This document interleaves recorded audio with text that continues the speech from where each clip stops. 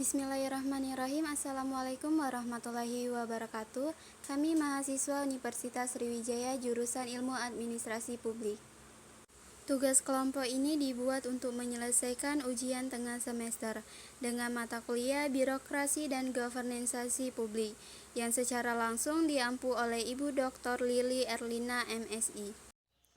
Kami dari kelompok 3 yang terdiri dari 6 anggota yang masing-masing bekerja sama dalam tugas ini. Langsung saja kami memperkenalkan diri. Yang pertama, ada Fajar Anapis Mu'arif. Yang kedua, Muhammad Fahran Reza. Yang ketiga, Arna Anida. Yang keempat, Kania Resta. Yang kelima, Nur Adil Waruwu. Dan yang keenam, Nur Sahrani.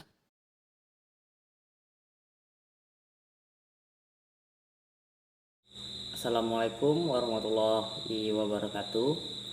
Saya Fajar Anapis Mu'arif dengan NIM 07 01 11 82 02 50 18 dari kelompok 3 kelas A Indra Raya mata kuliah Birokrasi dan Governansi Publik. Di sini saya akan menjelaskan jawaban dari soal nomor 1 tentang netralitas birokrasi, fakta, solusi, dan bagaimana netralitas birokrasi itu di Indonesia. Sebelumnya saya akan menjelaskan mengenai pengertian netralitas birokrasi. Netralitas birokrasi adalah sebuah fenomena yang sangat lama, aktual, terutama ini menjelang pemilihan legislatif, eksekutif maupun di tingkat lembaga-lembaga di tingkat daerah. Netralitas birokrasi ini pada hakikatnya adalah suatu sistem di mana birokrasi tidak akan berubah dalam memberikan pelayanan kepada pimpinan, biarpun pimpinan itu terus berganti. Netralitas juga dimaknai bahwa pemerintahan hendaknya tidak memihak pada kepentingan suatu golongan tertentu, tetapi bertindak atas dasar sikap profesionalisme dengan kemampuan individu yang kredibel dan tingkat kapabilitas yang tinggi, dikutip dari majalah Netral nomor 2 Februari tahun 2000 halaman 18. Tentunya berbicara tentang netralitas birokrasi tentunya memiliki dasar hukum. Sampai saat ini produk hukum baik tersurat maupun tersirat menegaskan pentingnya netralitas birokrasi, seperti Undang-Undang Nomor 5 Tahun 2014 tentang Aparatur Sipil Negara, Peraturan Presiden Nomor 37 Tahun 2004 tentang larangan pegawai PNS menjadi anggota parpol, dan Peraturan Presiden Nomor 53 Tahun 2010 tentang disiplin PNS. Namun regulasi seperti itu tidak membuat jera sampai saking seriusnya Menpan RB, Kepala BKN, Ketua KASN, dan Ketua Bawaslu melakukan surat keputusan bersama tentang pedoman pengawasan netralitas pegawai ASN dalam penyelenggaraan pilkada serentak tahun 2020 kemarin. SKB ini tidak hanya melembagakan penguatan pengawasan, namun sekaligus pula menerapkan berbagai sanksi terukur dengan didasarkan pada peraturan perundang-undangan yang berlaku. Selanjutnya mengenai fakta atau keadaan netralitas birokrasi di Indonesia. Dikutip dari Kompas, ratusan birokrat terutama aparatur sipil negara dilaporkan kepada Komisi Aparatur Sipil Negara atas dugaan pelanggaran netralitas terkait penyelenggaraan tahapan pemilihan kepala daerah atau biasa disebut dengan pilkada. Dari data per 30 September tahun 2020 terdapat 694 pegawai dilaporkan melakukan pelanggaran netralitas itu sendiri. Fenomena ini tentunya mengundang pernyataan dari Wakil Presiden Kiai Haji Ma'ruf Amin agar seluruh birokrat Indonesia menjaga dan menangkal politisasi birokrasi yang akan menjauhkan dari reformasi birokrasi itu sendiri. Masalah netralitas birokrasi ini merupakan masalah yang nampaknya sangat abadi di Indonesia, bukan rahasia umum. Di masa Orde Baru, birokrasi merupakan salah satu mesin pemenangan salah satu partai sebagai peserta pemilu. Saking besar perannya birokrasi diberi tempat khusus oleh partai yang diakui keberadaannya dan dibentuk jalur B selain jalur A bagi keluarga besar ABRI dan C untuk organisasi massa yang mendukung partai tersebut, dikutip dalam Gafar 2006 halaman 23. Dan fenomena netralitas birokrasi. Berdasarkan hasil survei diketahui faktor dominan penyebab pelanggaran netralitas ini adalah ikatan persaudaraan dengan persentase 50,76%, dan motif ASN untuk mendapatkan karir yang lebih baik dengan 49,72%. Ikatan persaudaraan ini menjadi penyebab utama pelanggaran netralitas khususnya di wilayah Sulawesi, Nusa Tenggara, Sumatera, dan Kalimantan. Dikutip dalam seminar Potret Netralitas Birokrasi Menyongsong Tahun Politik 2024. Selain itu, beberapa pihak yang paling mempengaruhi netralitas untuk birokrat melanggar netralitas, diantaranya itu tim sukses dengan 72%, atasan 28%, pasangan calon 24%, dan juga 62 menyatakan kedudukan kepala daerah sebagai pejabat pembina kepegawaian menyebabkan birokrat atau ASN sulit untuk netral. Kepala daerah sebagai PPK dalam hal ini memiliki kewenangan dan menetapkan pengangkatan, pemindahan, pemberhentian, serta pembinaan manajemen ASN. Maka dari itu pada hasil survei menyebutkan bahwa 51,16% responden menginginkan hak politik ASN dicabut. Hal ini untuk mempermudah atau mengurangi netralitas birokrat agar birokrat tidak memihak pada suatu golongan tertentu. Kemudian kita bicara mengenai jenis dan terhadap tugas eksekutif di dalam pemerintahan itu sendiri. Selanjutnya kita bicara tentang pelanggaran netralitas birokrasi. Problem netralitas birokrasi di Indonesia merupakan problem yang tentunya sudah menjamur. Sebagai gambaran data pelanggaran netralitas ASN selama tahun 2018 berdasarkan laporan Komisi Aparatur Sipil Negara menginformasikan terdapat 985 pelanggaran. Jumlah angka pelanggaran yang sangat besar, setidaknya terdapat 16 jenis pelanggaran yang telah dilakukan. Ada pun 5 jenis pelanggaran dengan jumlah tertinggi, yaitu mengadakan kegiatan yang mengarah kepada keberpihakan baik dalam bentuk pertemuan, ajakan, seruan, dan pemberian barang, kampanye, sosialisasi media sosial, kemudian terlibat dalam kegiatan kampanye, menghadiri deklarasi paslon, dan menjadi peserta kampanye dengan memakai atribut partai ataupun atribut PNS tersebut.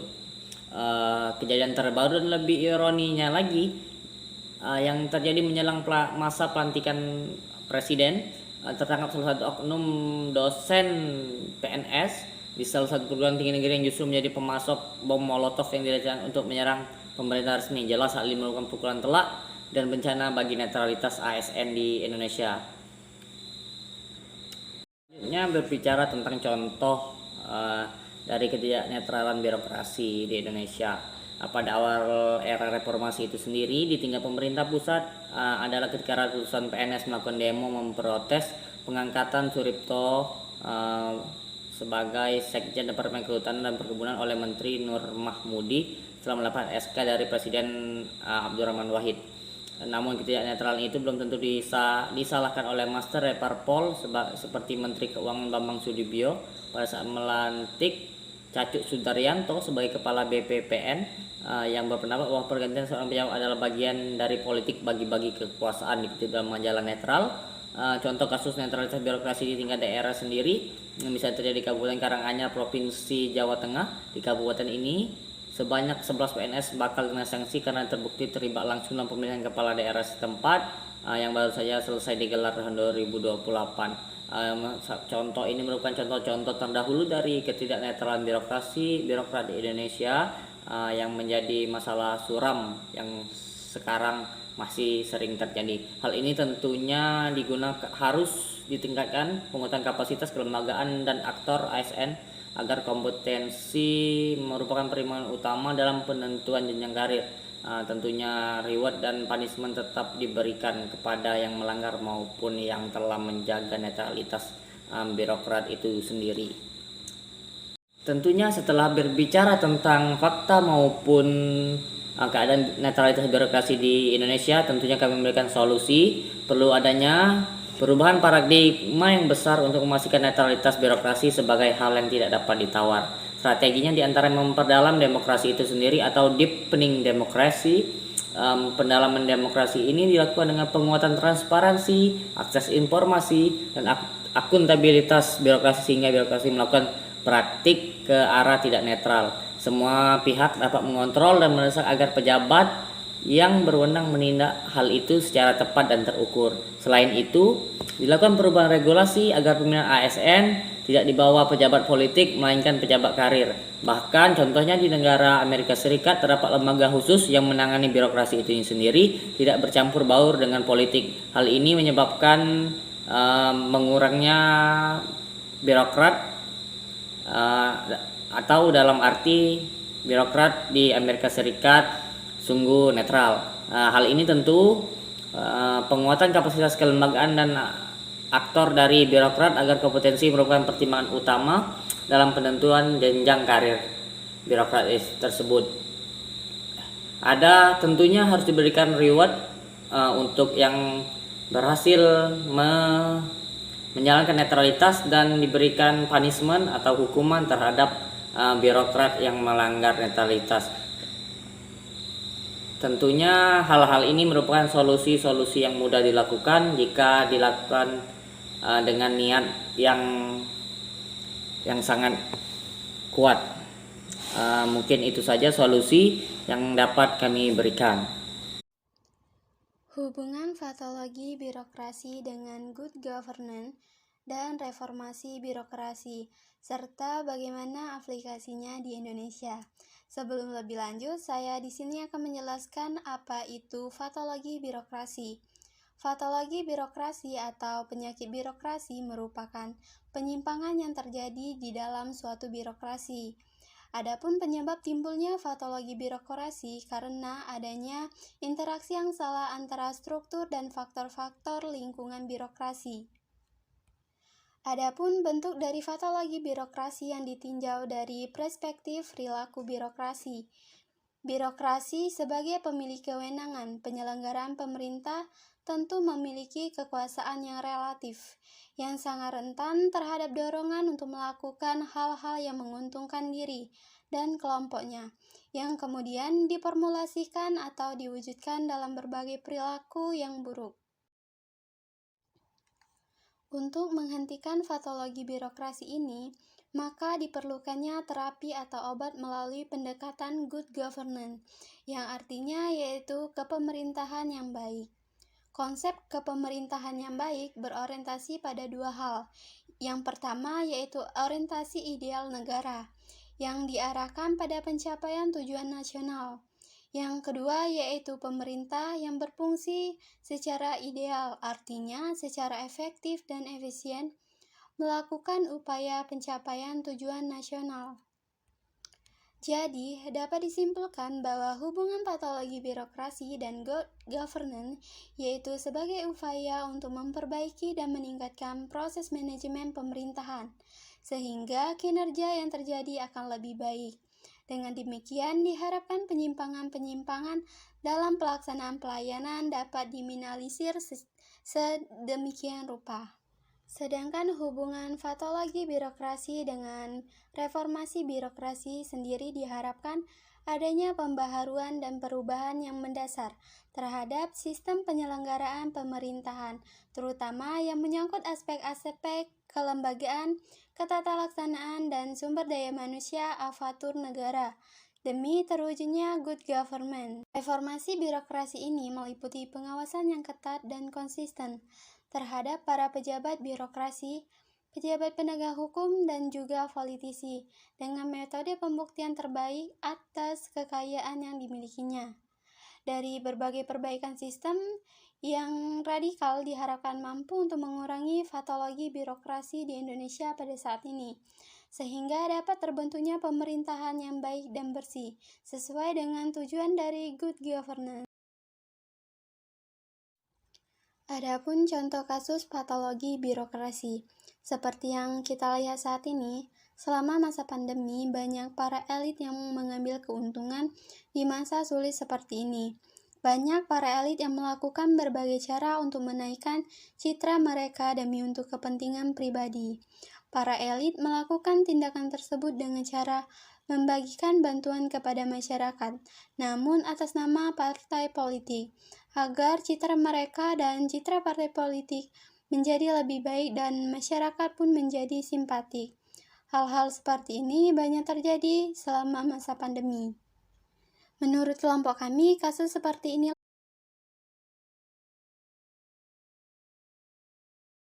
Baik, perkenalkan nama saya Nur Adil Warubu. Saya akan menjawab soal nomor 3, yaitu jelaskan dengan contoh pola hubungan aktor dalam good governance, bagaimana menurutmu di Indonesia dan bagaimana solusinya.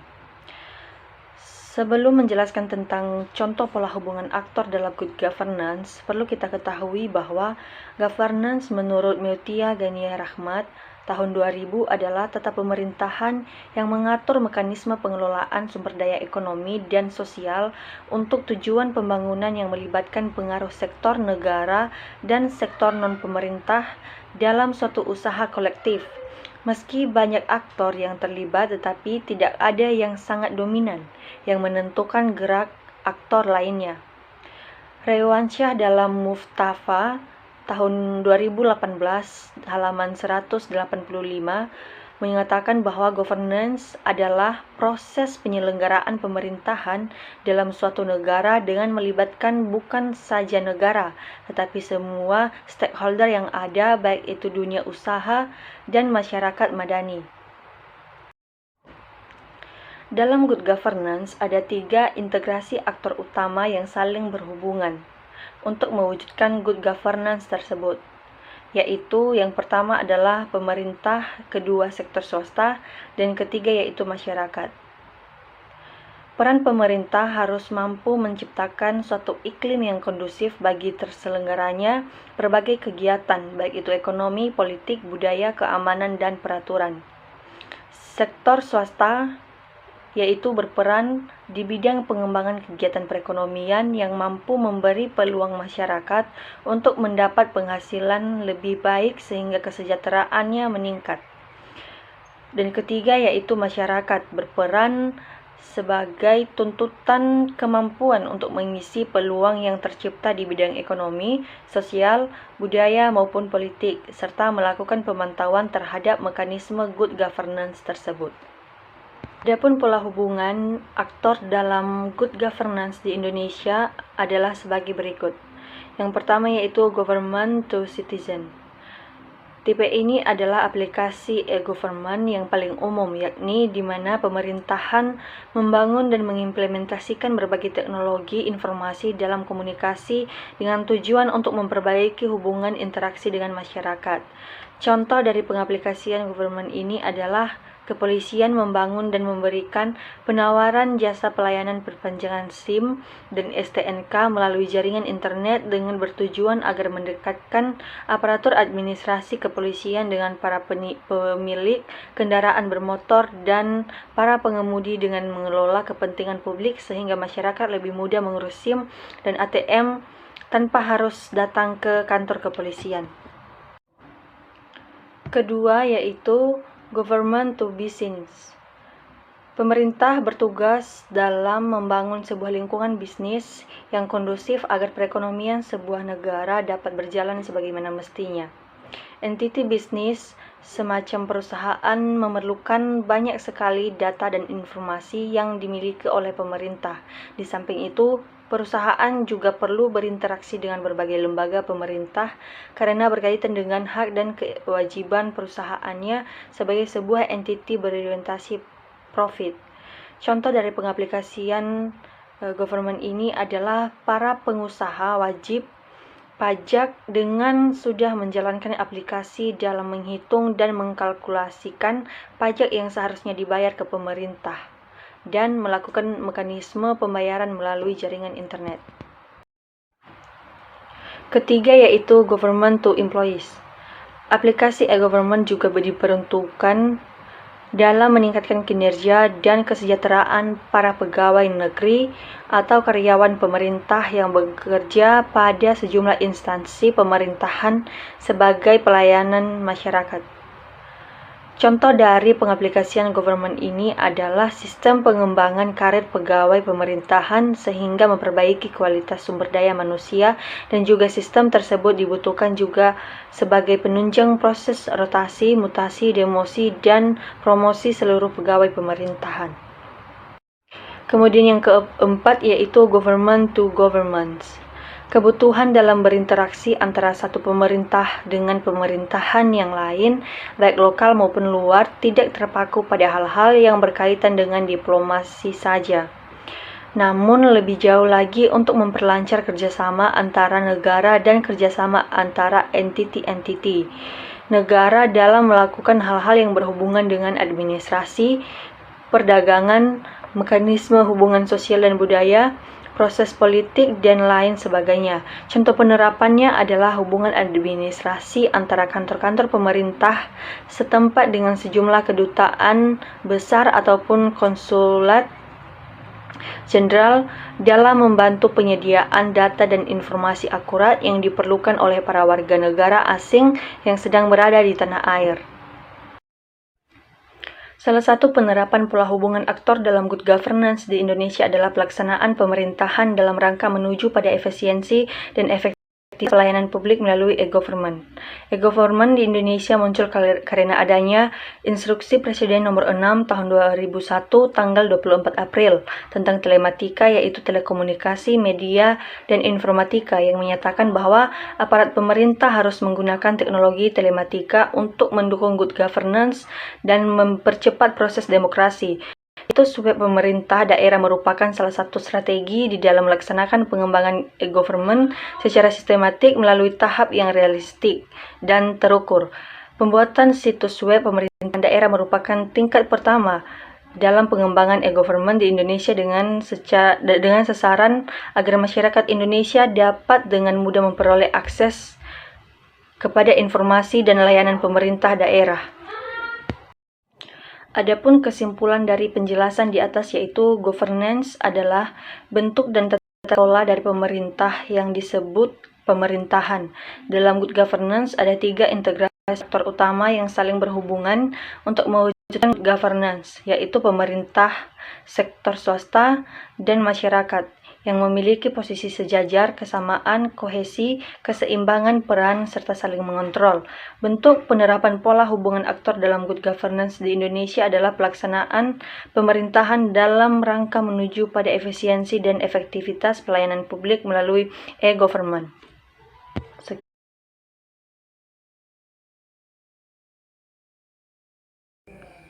Pemahaman nilai publik.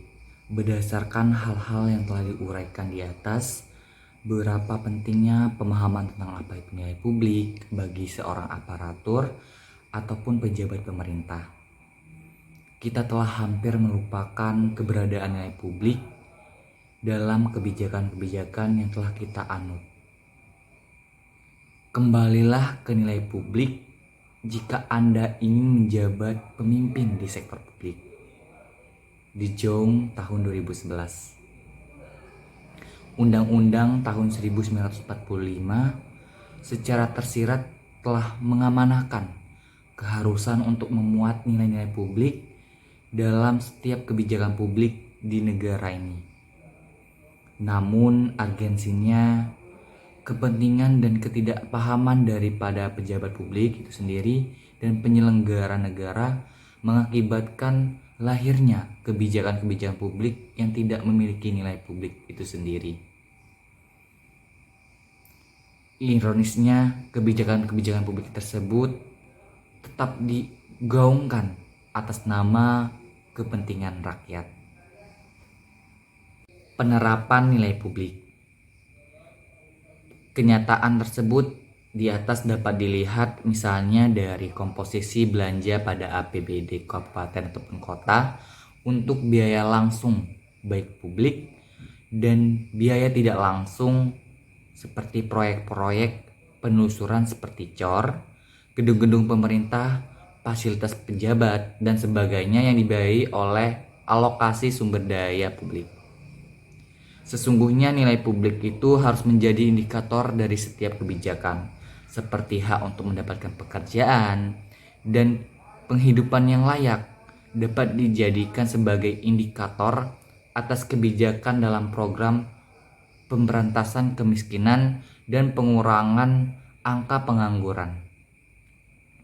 Konsep nilai publik memberikan cara yang berguna untuk berpikir tentang tujuan dan kinerja kebijakan publik itu sendiri, di mana ini memberikan sebuah pemikiran untuk tolak ukur sebagai penilaian kegiatan yang dihasilkan atau didukung oleh pemerintah, termasuk jasa yang didanai oleh pemerintah itu sendiri. Akan tetapi pemerintah itu disediakan oleh badan-badan lainnya seperti perusahaan-perusahaan swasta dan lain-lain maupun non-profit serta peraturan-peraturan pemerintah. Moore tahun 1995. Salah satu penyebab atas sedikitnya muatan nilai publik dalam kebijakan-kebijakan publik, terutama dijajarkan pemerintah daerah, adalah ketidaktahuan, ketidakpengertian, ketidakpahaman, dan ketidakpedulian tentang apa itu nilai publik dan beberapa pentingnya dalam muatan kebijakan publik yang selama ini mereka keluarkan.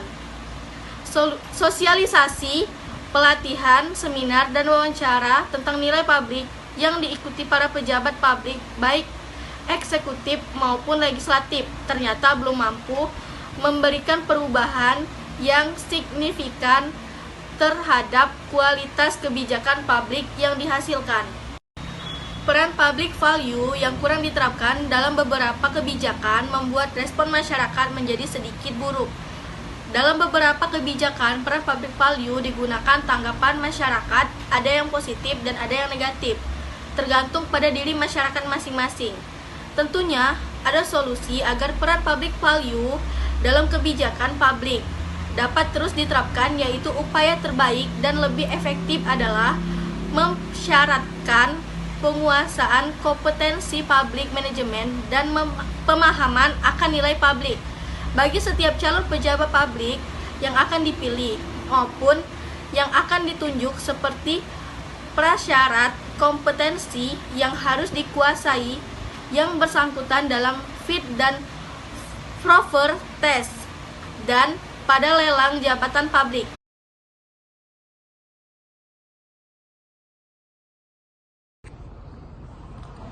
Selanjutnya saya akan menjawab pertanyaan nomor 5.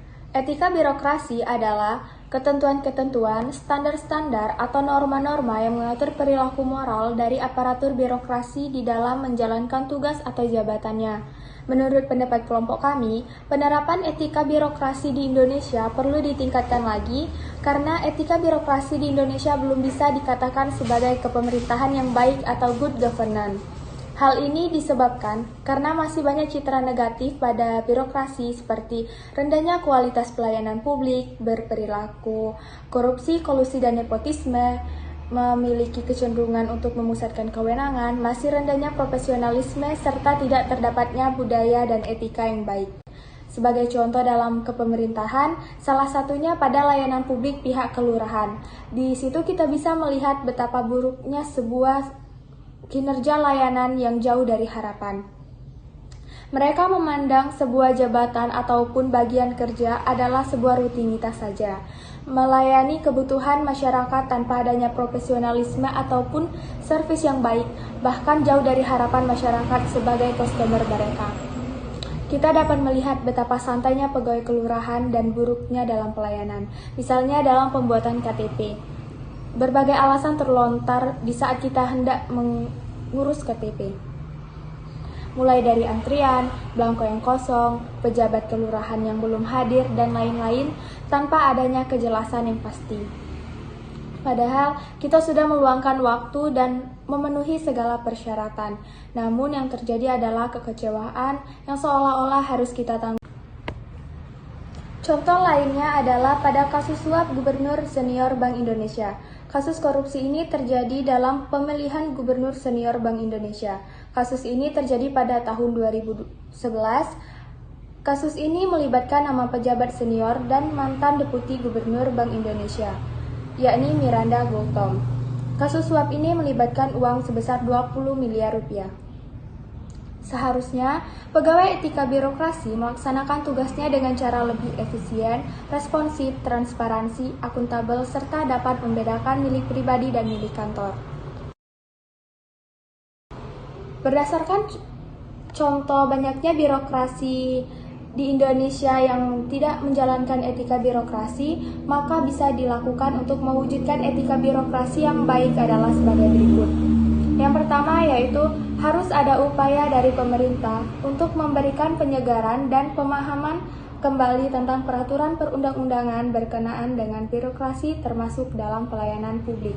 Yang kedua, peningkatan kapasitas birokrasi berkenaan dengan pengetahuan, empati, dan nilai-nilai ketakwaan.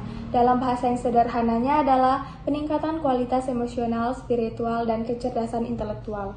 Yang ketiga, peningkatan kapasitas birokrat dalam hal prosedural, teknik berkenaan dengan tugas dan fungsinya dalam memberikan pelayanan kepada masyarakat. Lalu yang keempat adalah penguatan spiritual dengan melakukan sentuhan-sentuhan kerohanian birokrat dengan kegiatan sesuai dengan agama dan kearifan lokal masing-masing. Sekian, terima kasih.